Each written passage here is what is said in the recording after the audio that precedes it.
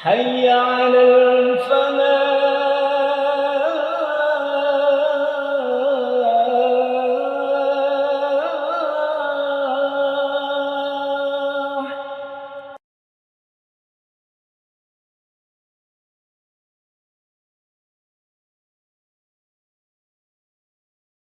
Assalamualaikum warahmatullahi wabarakatuh. Alhamdulillahi rabbil alamin. Wabihi nasta'inu ala umuri dunya waddin. Ashhadu an la ilaha illallah wahdah la syarikalah.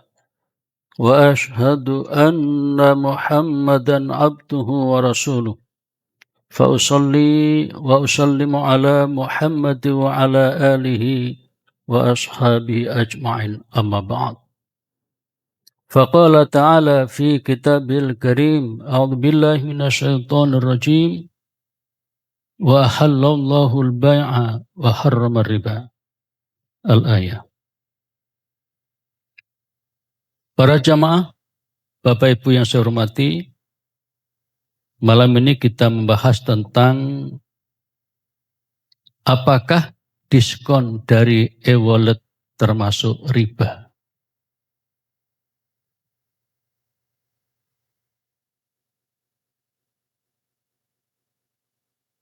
Para jamaah, saat ini memang banyak sekali transaksi pada layanan transportasi online, misalnya pesan makanan dan belanja digital menggunakan e-wallet karena menawarkan berbagai diskon, cashback, dan promo.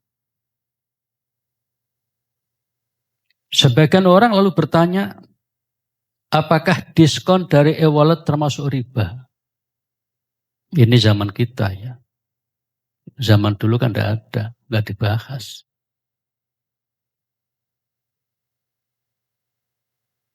Jika masuk riba, apakah penghasilan driver ojek online atau ojol yang berasal dari transaksi tersebut juga menjadi haram? Untuk menjawab pertanyaan ini, para jamaah, perlu kita pahami dulu apa yang dimaksud dengan e-wallet dan bagaimana mekanisme kerjanya. Baru kemudian kita akan bahas hukumnya. Ini anak-anak umumnya sudah paham betul tentang ini ya. Kalau kita yang udah di atas 50 ini ya, ada yang perhatikan, ada yang tidak. Tapi dalam prakteknya, keseharian, hampir semua orang pernah ya menggunakan ini, e-wallet ini. Jadi kita nitip uang di OVO, di ShopeePay, di Dana, dan sebagainya. Apa pengertian e-wallet? E-wallet atau electronic wallet atau dompet digital. Dompet digital adalah layanan keuangan elektronik yang memungkinkan pengguna menyimpan sejumlah dana dalam bentuk saldo digital untuk melakukan pembayaran berbagai transaksi. Ya. Di Indonesia, di sekitar kita ini, beberapa contoh e-wallet antara lain milik GoPay, ada OVO, Dana, dan ShopeePay. Simpelnya, pengguna melakukan top up atau isi saldo, kemudian saldo tersebut digunakan untuk membayar barang atau jasa tanpa menggunakan uang tunai. Jadi sekarang kita sudah nggak perlu megang uang, tinggal klik. Itu dah zamannya memang. Nah, ini tadi contohnya ya. Lalu bagaimana mekanisme kerjanya? Secara umum, ya, mekanisme E-wallet adalah sebagai berikut. Pertama, pengguna menyetor jumlah uang kepada penyelenggara e-wallet. Ya, kita yang menggunakan itu setor uang. Istilahnya apa? Top up ya. Ke OVO misalnya atau yang lain tadi itu. 1 juta misalnya atau 500.000 misalnya. Uang tersebut kemudian dicatat sebagai saldo elektronik milik pengguna. Setelah kita store, kita lihat, oh ini uang saya masih ada 500.000, masih ada 300.000. Itu kita bisa lihat. Di HP kita bisa ngecek dompet digital kita. Saldo tersebut digunakan untuk membeli barang atau jasa. Setelah kita punya uang tadi itu, kita misalnya membeli baju. Nah, bayarnya pakai itu. Jadi nanti begitu kita beli baju satu, kemudian kepotong sesuai dengan harga itu. Nah nanti kadang-kadang oleh pihak sana didiskon. Mestinya 200 menjadi 180 misalnya. Atau kita menggunakan jasa, tadi kan beli barang, atau jasa. Jasa itu misalnya kita minta diantar dari Alfalah ke Wonokromo. Tertulis kan berapa itu. Karena juga ada diskon di situ.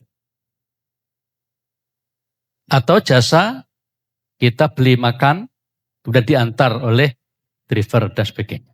Oleh ojol ya. Yang keempat, pada waktu tertentu penyelenggara memberikan promo atau stimulus berupa diskon harga. Istilahnya itu macam-macam diskon harga, ada cashback, ada voucher, ada poin hadiah, dan potongan ongkos kirim. Itu istilah saja. Intinya dapat diskon. Itulah mekanisme kerja e-wallet ketika kita menggunakannya. Nah, contoh konkretnya, misalnya kita belanja harga makanan 50.000. Jika dibayar tunai, ya 50.000 apa adanya. Namun jika dibayar menggunakan e-wallet, bisa menjadi 40.000. Mestinya 50 jadi 40.000. Dalam kasus ini, pengguna memperoleh diskon 10.000. Ini juga terjadi pada Grab itu. Tertulis misalnya 80.000, kemudian ternyata didiskon sehingga menjadi hanya 70.000 misalnya kayak gitu. Nah, ketika terjadi diskon seperti ini, pertanyaan fikihnya adalah apakah diskon 10.000 yaitu tambahan manfaat bagi yang punya uang tadi itu termasuk riba? Karena pengguna sebelumnya telah menyimpan uang dalam e-wallet. Jadi kita nyimpan di OVO, kemudian OVO ngasih diskon ke kita. Mestinya 50.000, lalu kita bayar hanya 40.000, kita untung 10.000. Apakah 10.000 itu termasuk riba? Itu pertanyaan fikihnya. Nah, untuk menjelaskan ini, mari kita ingat kembali apa itu riba. Kalau riba kan mesti haram. Nah, masalahnya tadi itu termasuk riba apa tidak? Kalau termasuk riba ya haram, kalau tidak ya tidak, kan gitu. Mari kita lihat. Kita bahas riba dulu. Riba berarti tambahan, aziyadah. Secara istilah syariat, riba adalah tambahan yang disyaratkan. Nah, ini penting. Tambahan yang disyaratkan dalam transaksi tertentu tanpa adanya pengganti yang dibenarkan syariat. Nah, dalam Al-Quran, Allah menegaskan, wa ahallallahu al-bai'a wa harrama riba. Allah telah menghalalkan jual beli dan mengharamkan yang namanya riba. Jadi kalau riba itu pasti haram. Tidak ada riba yang tidak haram. Kan gitu intinya itu. Allah berfirman, ya ayyuhalladzina amanu taqullaha wa dharu ma baqiya minar riba. Wahai orang-orang beriman, bertakwalah kepada Allah dan tinggalkan sisa riba. Jadi jangan sampai terlibat dalam ya, perilaku atau tindakan riba.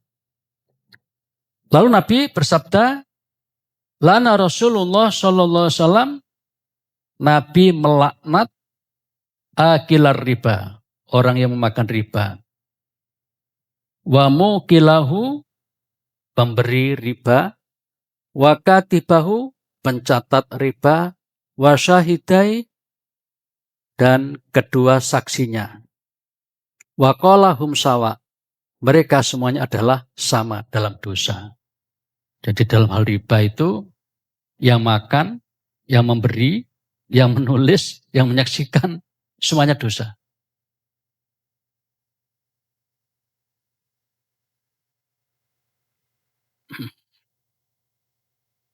Nah sekarang setelah kita tahu bahwa riba itu adalah tambahan yang disyaratkan dalam transaksi utang piutang itu.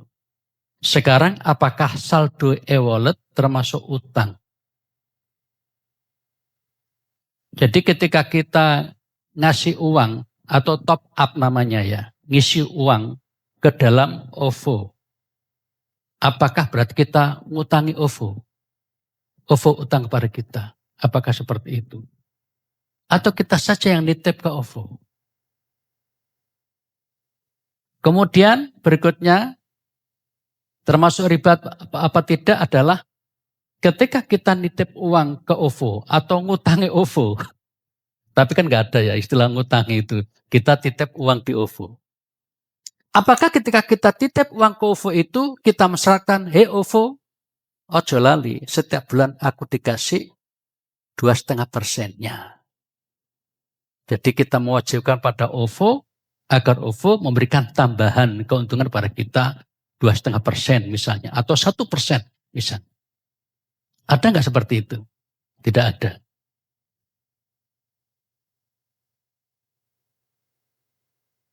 Sebagian pakar fikih muamalah memandang bahwa dana yang disimpan dalam dompet digital itu mirip seperti utang, mirip. Artinya uang pengguna, uang kita berada dalam penguasaan penyelenggara.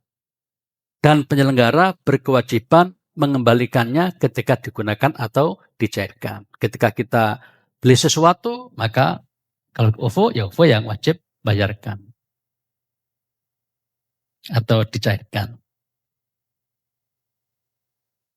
Nah, berdasarkan kaidah fikih, kullu qardin jarra naf'an fahuwa riba haram. Setiap pinjaman yang mendatangkan manfaat, tambahan keuntungan bagi pemberi pinjaman, maka itu adalah riba yang haram.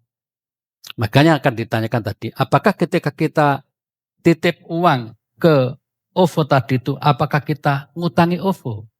Nah, kan. Itu pertanyaannya. Kalau iya, kemudian kita mensyaratkan WOVO, saya nitip uang 1 juta ke Anda, OVO, setiap bulan Anda harus ngasih tambahan keuntungan ke saya 1%.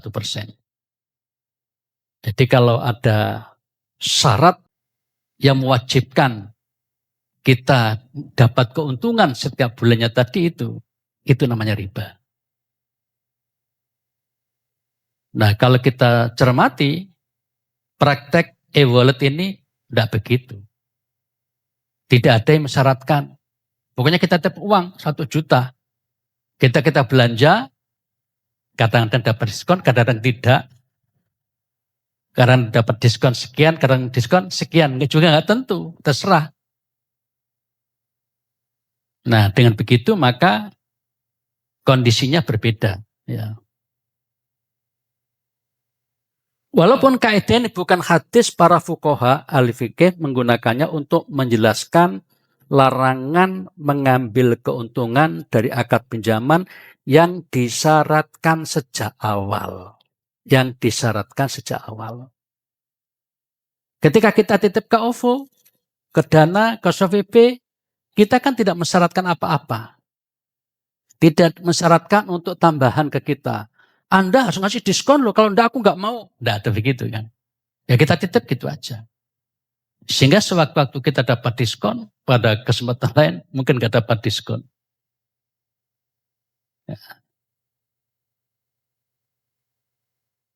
Lalu apakah diskon e-wallet otomatis hukum menjadi riba? Jawabannya tidak selalu demikian.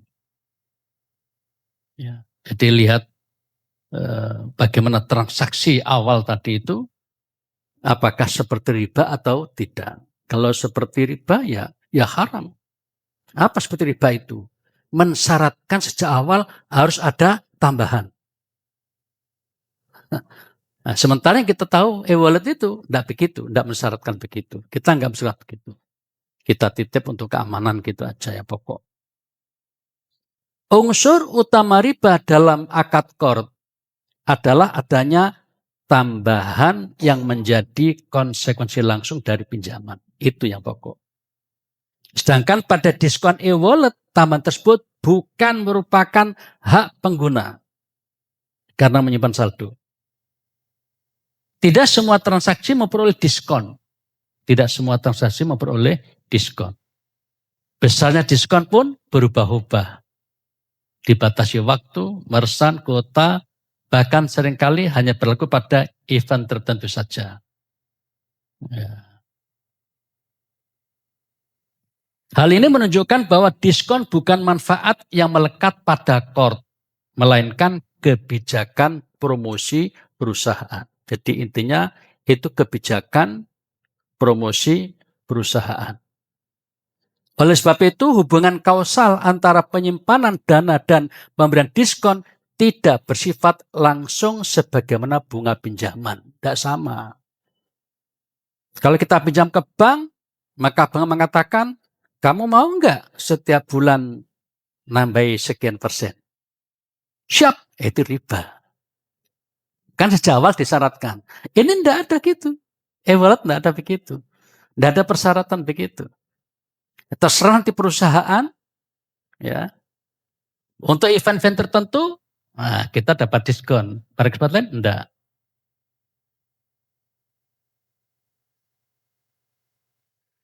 Nah, mengapa diskon e-wallet tidak otomatis menjadi riba?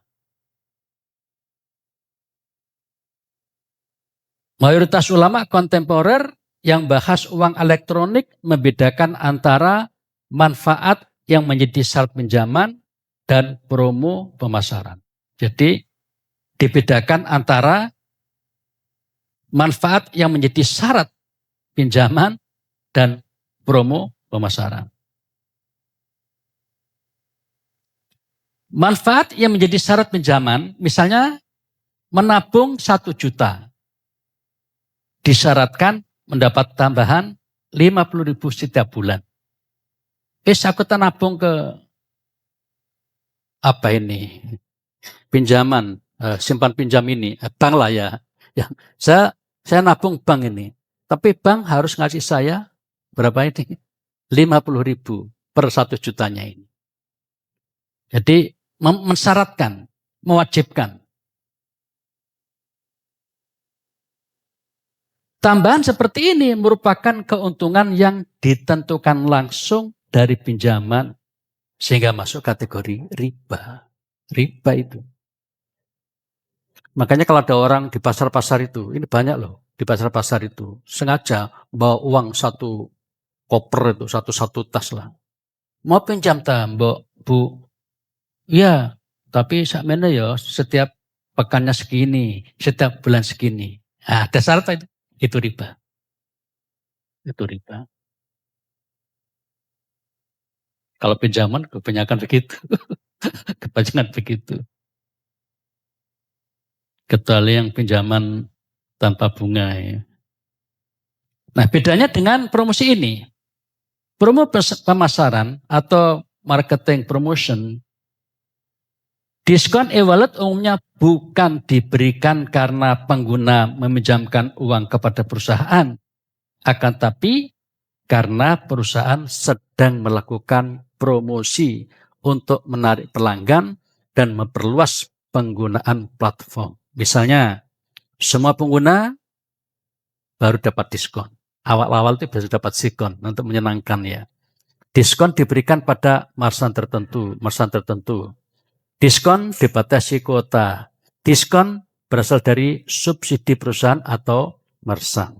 Jadi di sini memang tidak ada perjanjian sejak awal dan jumlahnya berapa, tidak ada. Lebih banyak ke masalah promosi ini. Dalam hal ini diskon lebih dekat kepada hadiah. Jadi seakan-akan seperti hadiah gitu. Hadiah promosi, hibah, atau potongan harga had minas saman. Bukan keuntungan dari pinjaman. Yang riba tadi adalah keuntungan dari pinjaman.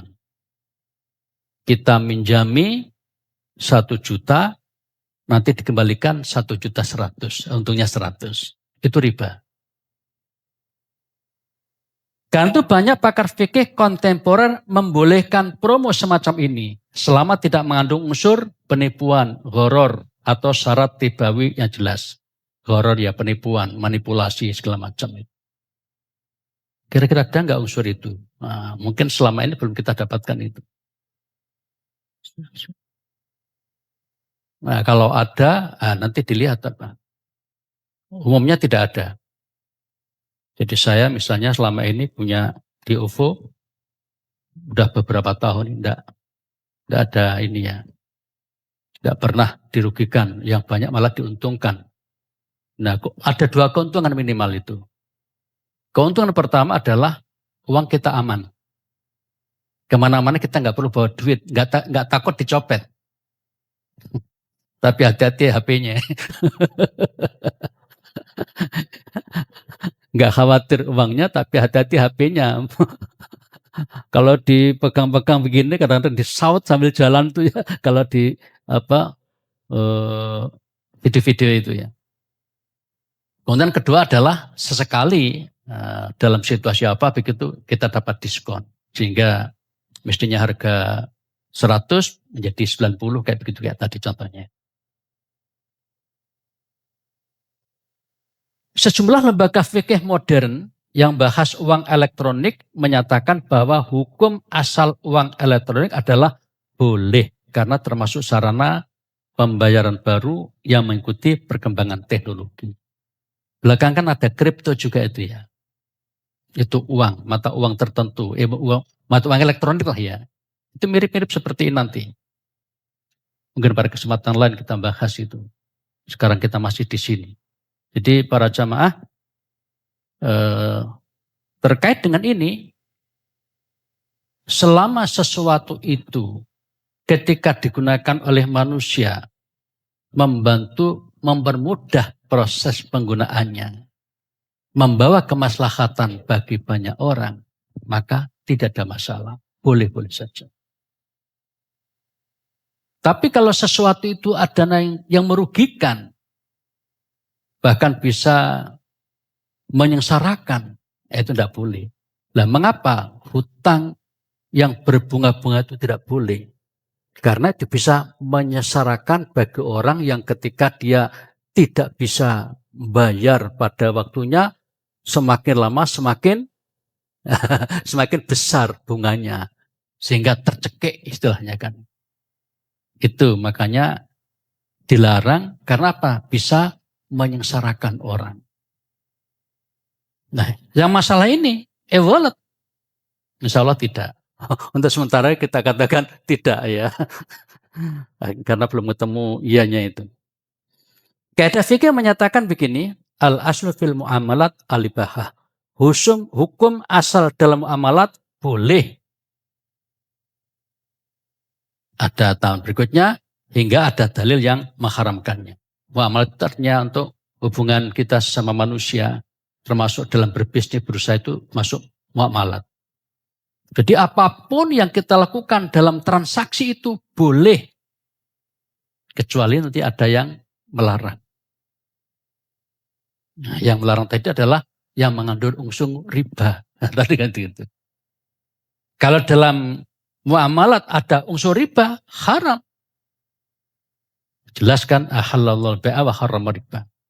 Kalau jual beli itu kan kalau ada untung biasa saja kan. orang kulaan kan ngopai sing kula ya. Jadi dia berhak ketika dia ngambil 1 juta, menjual 1.200.000 misalnya, nggak ada masalah. Nah, itu bisnis, itu yang dibolehkan. Yang nggak boleh kan tadi yang pinjam itu. Kemudian ada al-aslu fil asya al-ibahah. Hukum atas segala sesuatu adalah boleh sampai ada dalil yang menunjukkan keharamannya. Ini sama dengan tadi. Kalau tadi lebih jelas disebut muamalat gitu. Kalau ini lebih umum. Jadi apapun selain ibadah itu asalnya dibolehkan.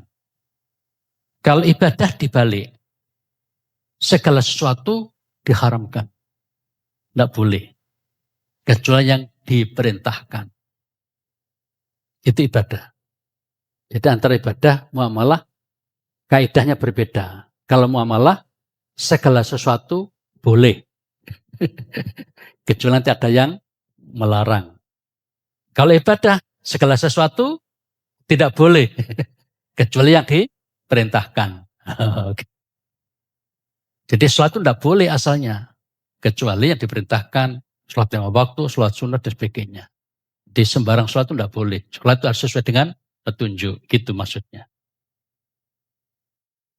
Beberapa ulama memang mengingatkan bahwa apabila bonus atau cashback berasal langsung dari akad pinjaman dan menjadi hak yang dijanjikan secara tetap atas saldo yang disimpan, maka unsur ribanya menjadi lebih kuat. Jadi seandainya kita tadi top up ke OVO, bleng 1 juta. Dan kita tertarik karena diiming-imingi apabila Anda top up 1 juta, maka setiap bulannya Anda dapat 1%. Disebutkan angka-angkanya, ditetapkan. Sehingga seakan menjadi persyaratan untuk kita dapat untung tadi itu. Itu sangat dekat dengan istilah riba. Namun apabila berupa strategi promosi yang diberikan oleh perusahaan atau meresan, maka hukumnya berbeda dengan bunga pinjaman. Oke, itu tadi masalah diskon ya. Jadi intinya diskon dari e-wallet itu dibolehkan atau halal ya. Karena di sana tidak ada perjanjian yang mensyaratkan keuntungan, tidak ada ya.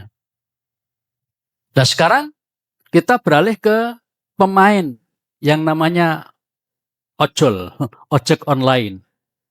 Ya, ini kan kadang-kadang kalau kita beli, kan ojek online yang mengantar itu. Nah, penghasilan driver ojol pada dasarnya berasal dari jasa yang dilakukannya. Berbeda, kalau kita tadi kan transaksi top up ya. Kalau ojol itu karena jasa. Seperti mengantar penumpang, ya, mengantarkan makanan, mengirim barang, dan menjalankan layanan logistik. Akad yang terjadi antara driver dan pelanggan adalah akad ijarah, sewa jasa. Yaitu akad yang pada dasarnya halal. Aku antarono ya, ini tak bayar sekian. Nah, itu boleh janji jelas itu. Aku gelem nek di paringi 50.000. Oke nggak apa-apa.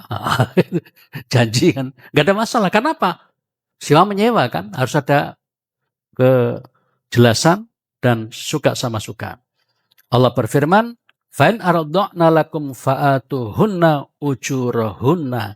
Jika mereka menyusukan anak-anakmu, maka berikanlah kepada mereka upahnya. Jadi upah mengupah ini ada dalam Islam. Jadi menyusukan, kalau di Indonesia ini mungkin nggak biasa itu. Nggak ada budaya ini. Di Arab ada budaya begitu.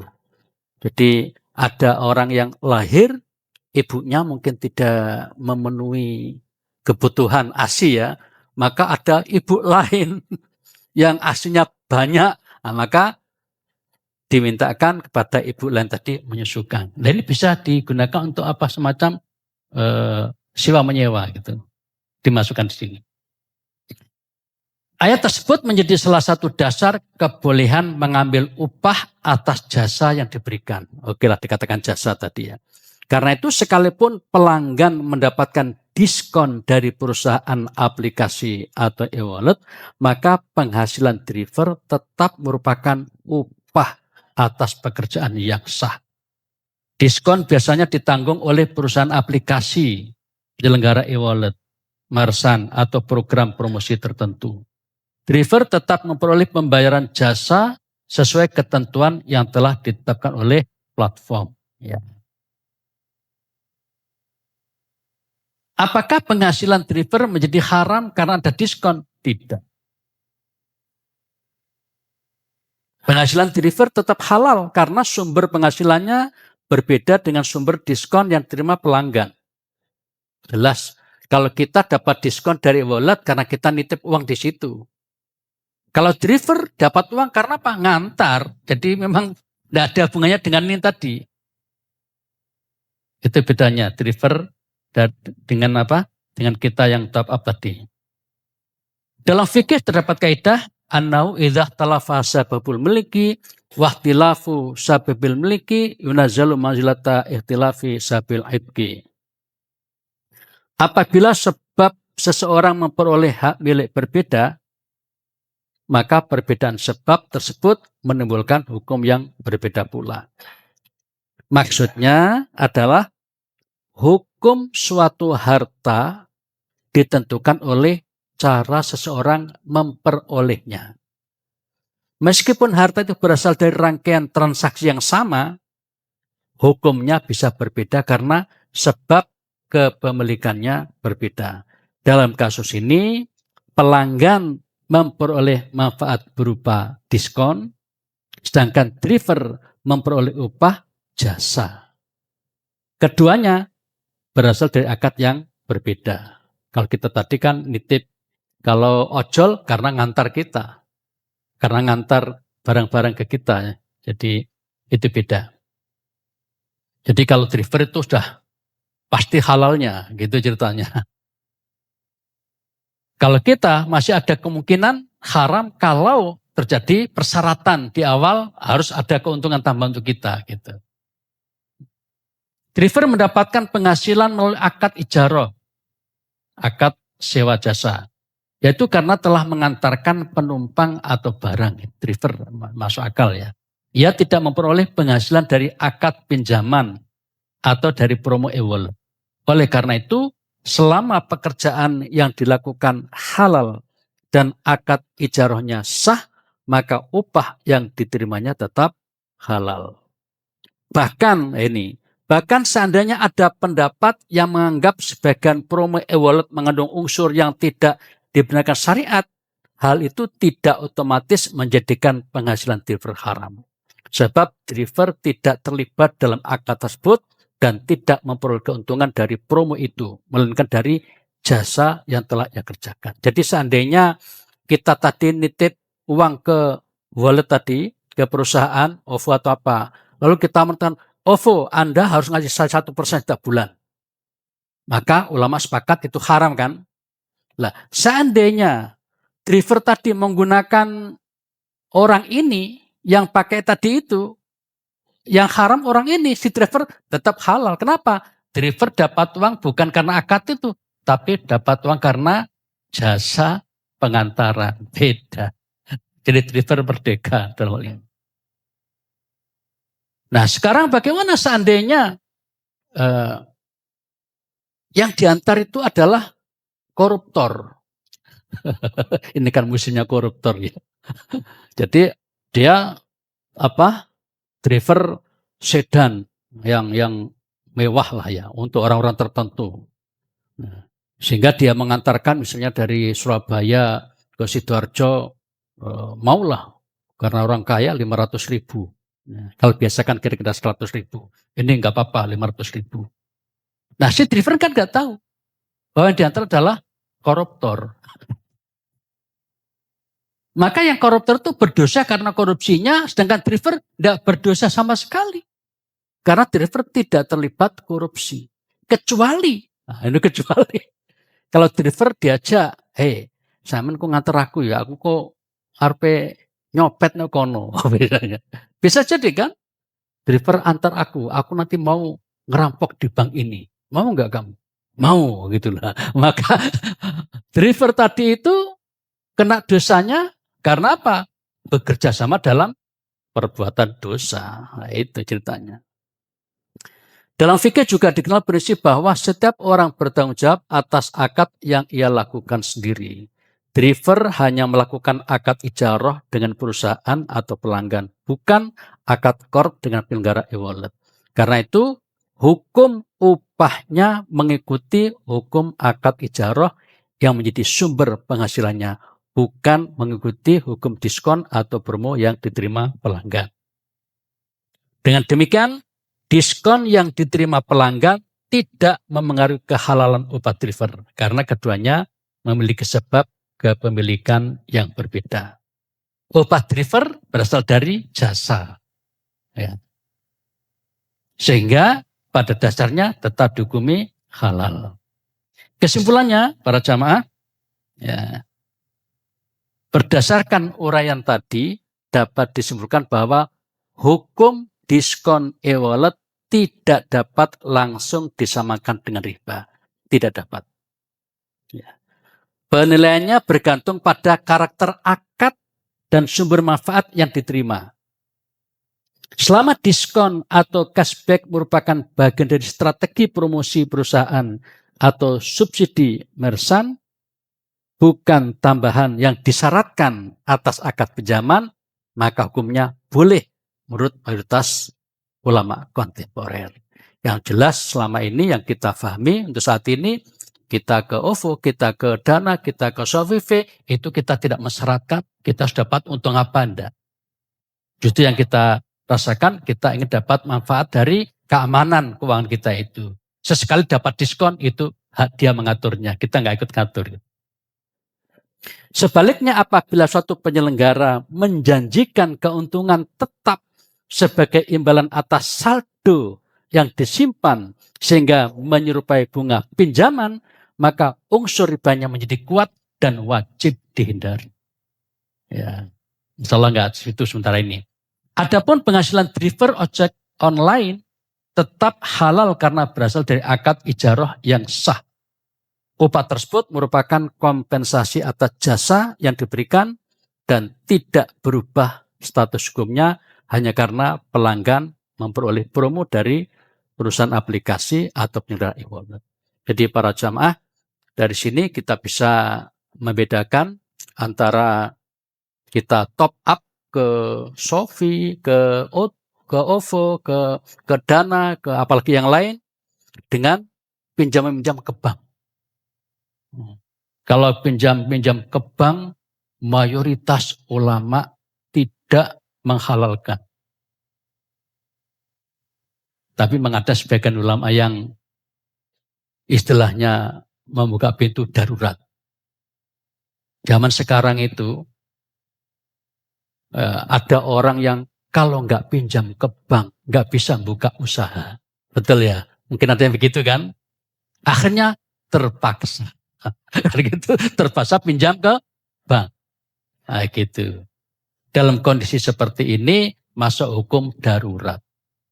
Nah, tapi sekarang ini kan udah banyak bank yang syariat gitu. Bank syariah kan gitu. Maka seharusnya berhubungan dulu dengan bank-bank syariah. Yang pertama yang terkenal adalah bank muamalah. Yang kedua bank syariat Islam. Kan gitu ya.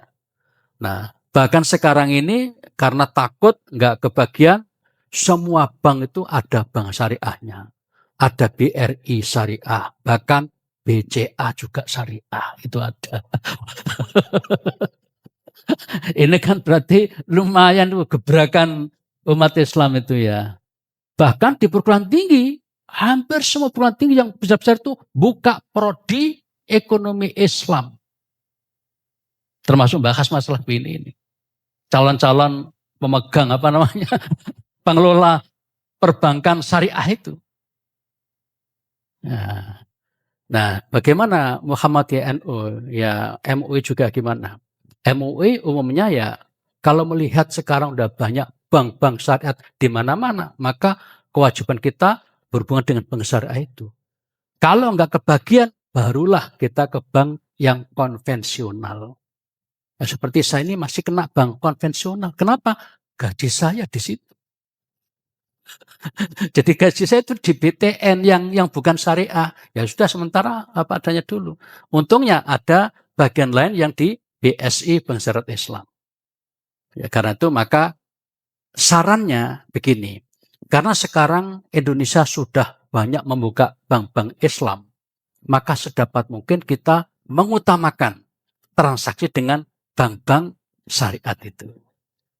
Nah, jika tidak ditemukan atau nggak bisa, itu barulah itu namanya darurat atau lil hajah, karena kebutuhan. Demikian para jamaah yang disampaikan pada kesempatan malam ini, mudah-mudahan memberikan wawasan.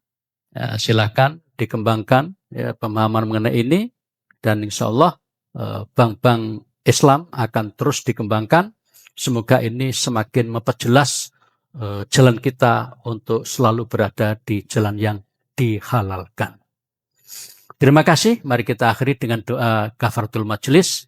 Subhanakallahumma wa bihamdika asyhadu an la ilaha illa anta astaghfiruka wa atubu ilaik. Terima kasih. Mohon maaf. Wassalamualaikum warahmatullahi wabarakatuh.